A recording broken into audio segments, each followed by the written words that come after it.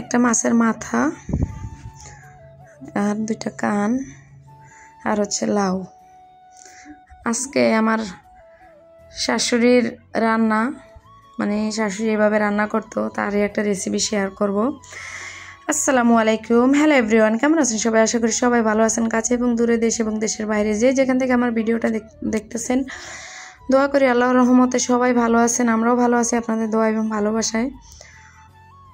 তো দেখেন কিভাবে রান্না করতেছি। আপনারা যদি এভাবে খেয়ে থাকেন তো খাইছি না, আর যদি না খেয়ে থাকেন অবশ্যই এভাবে রান্না ট্রাই করবেন, অবশ্যই ভালো লাগবো। আর আমরা মধ্যবিত্ত ঘরের বউরা যদি একটু হিসাব করে না চলি তাহলে তো হবে না। তো কী করবো, আজকের দিনটা শুধু আমি সেই দিনও লাউ দিয়ে চিংড়ি মাছ দিয়ে রান্না করছি, আর অর্ধেকটা রেখে দিছি, সেটা দিয়ে আজকে মাছের মানে এই যে মাথাটা দিয়ে রান্না করতেছি। কি করব, ওই যে বললাম যে শুরুতে বাড়িতে গেছি, টাকা খরচ হয়েছে, এখন সেগুলো তো আমার একটু কষ্ট করে তো চলা লাগবে, না হলে তো হবে না। কোথায় পাবো টাকা? এখন মাসের শুরুও না শেষও না, মাঝামাঝি পর্যায়ে আছি।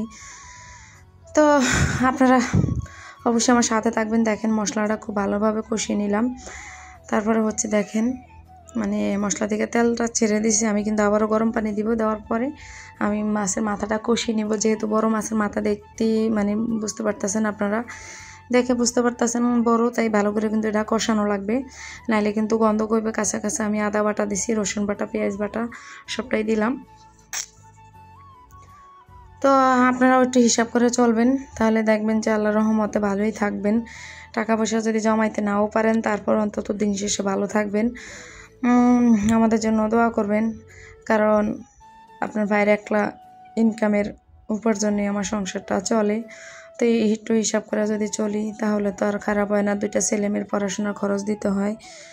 তা এখন দেখেন আমি মাছের মাথাটা খুব ভালোভাবে কিন্তু কষিয়ে নেব, আর এই যে মাথাগুলো দিয়ে দিছি, এখন ঢাকনা দিয়ে ভালোভাবে কষাবো। তো আমার সাথেই থাকেন।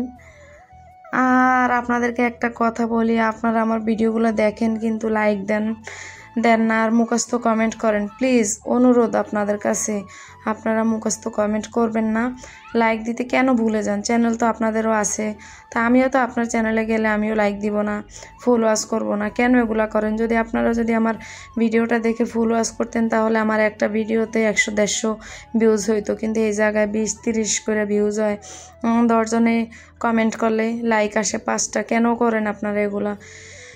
আর ভিডিওর এতক্ষণ যারা আমার সাথে আছেন সবাইকে অসংখ্য ধন্যবাদ। যারা নতুন আছেন প্লিজ আমার চ্যানেলটি সাবস্ক্রাইব করে দিবেন, পাশে থাকা বেল আইকনটি অন করে দিবেন। আর এতক্ষণে যারা এই কাজগুলো করে দিয়েছেন আপনাদের সবাইকে অসংখ্য ধন্যবাদ, মন থেকে অনেক অনেক দোয়া এবং ভালোবাসা।